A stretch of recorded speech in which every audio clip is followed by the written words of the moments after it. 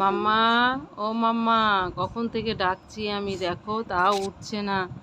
কখন থেকে বললাম ঘুমা ঘুমা, ও তখন আগে আগে না ঘুমিয়ে চিড়ে খাচ্ছি, খেলা করছি, ফোন দেখছি, ঘুমাচ্ছি, এই করে করে দেখো এখন 3:45 বাজে। আর পড়তে খাবে, খেয়ে পড়তে যাবে, খেতে গেলে এখন 1 ঘন্টা, কিছুতেই উঠছে না। এই দেখো আমি ডাকছি, দাদা ডাকছে, তাও দেখো উঠছে না। ও আবার ফোনটা কানের কাছে নিয়ে গিয়ে গান চালিয়ে দিচ্ছে, আর দেখো কেমন চিল্লাচ্ছে। এখন কিছুতেই উঠবে না, ঘুমাবে। ওই দেখো আবার ভাই বোনে মারামারি আরম্ভ হয়ে যাবে, বলছি চ খাবি, চ পড়তে যাবি, খাইয়ে দেবো, আমার তো আবার টাইম লাগবে। তো এই দেখো খেতে বসেছি, ছেলেটাকে খাইয়ে দিলাম আগে। এ দেখো মেয়েটাকে দিয়েছি, একা একা খেলো না, আমি আবার কটা খাইয়ে দিলাম। আর এ দেখো খেতে বসেছি, ছেলের থালাতেই নিয়েছি, দেখো কটা ভাত নিয়েছি, পুঁইশাক চচ্চড়ি, বাঁধাকপির তরকারি, আর এই দেখো ইলিশ মাছ ভাজা, ইলিশ মাছের ঝাল। তো একদম অল্প ভাত নিয়েছি, কিছু ভাল লাগছে না, খেতে ইচ্ছা করছে না, কি করব বলো। মন মেজাজ ভালো না থাকলে কি আর খেতে ইচ্ছা করে?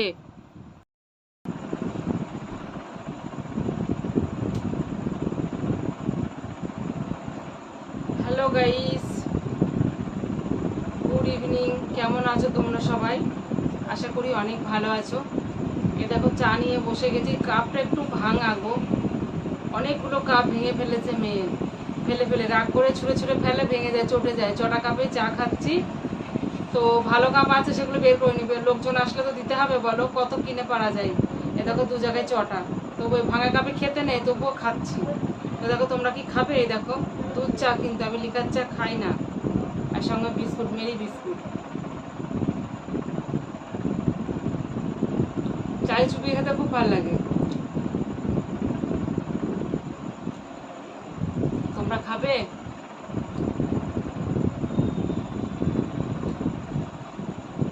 শরীর মন কিছুই ভালো নেই, তবুও ভিডিও দিই। তো ভিডিও না দিলে ভালো লাগে না, তাই চলে আসি তোমাদের সঙ্গে গল্প করতে। দুপুরে ভাত খাইনি, এই কটা মতো ভাত খেয়েছি, দেখলেই তো। ছোট্ট একটা থালা ভাত নিয়ে খেয়েছি। মনের মধ্যে যদি অশান্তি থাকে তাহলে কি আর ভালো লাগে বলো? তো সন্ধ্যেবেলা হচ্ছে 3টে বিস্কুট দিলাম,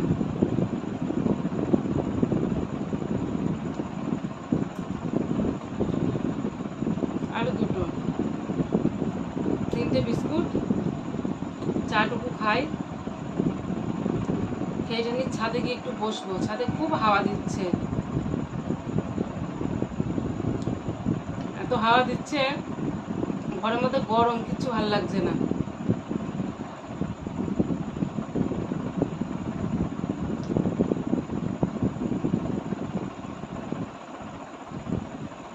তো কে কে সন্ধ্যাবেলা চা খাও, কে কফি খাও, আমাকে কমেন্ট করবে, ঠিক আছে? আমরা গরিব মানুষ তো, তাই চা খাই, কফি কেনার টাকা নেই। কফি খেতে ভালো লাগে, কিন্তু কেনার টাকা নেই।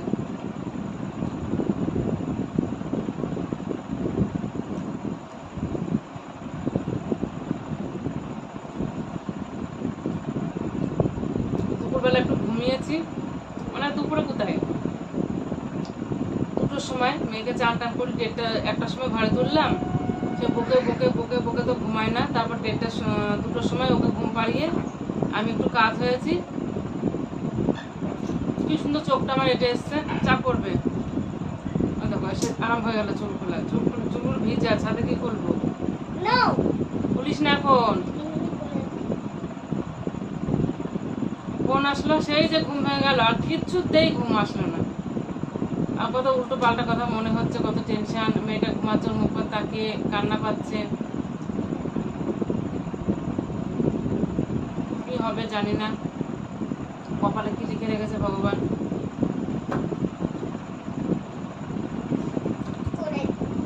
দেখো, আর আমার মেয়ে সকালবেলা উঠে দেখেছে আমার এখানে একটা গুঁড়া বেরিয়েছে।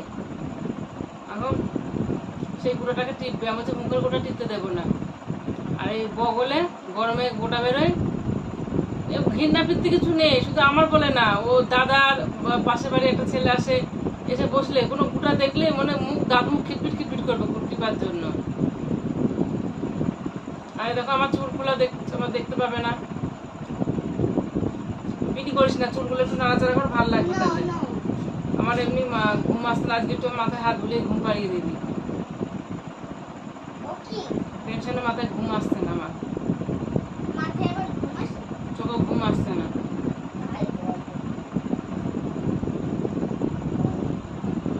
গল্প করতে করতে চাটা ঠান্ডা হয়ে গেল।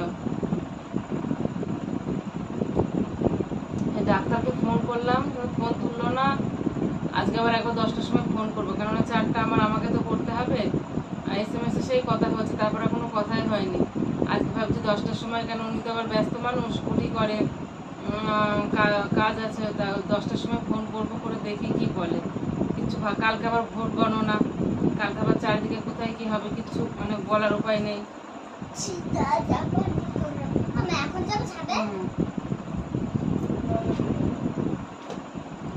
দাদা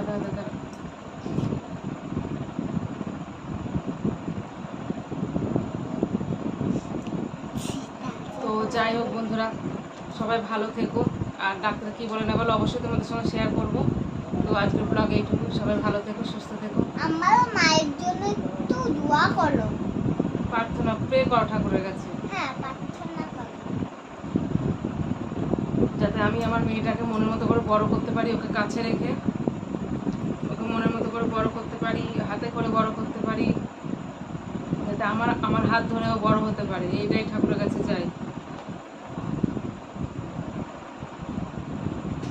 তো ঠিক আছে, সবাই ভালো থেকো, বাই।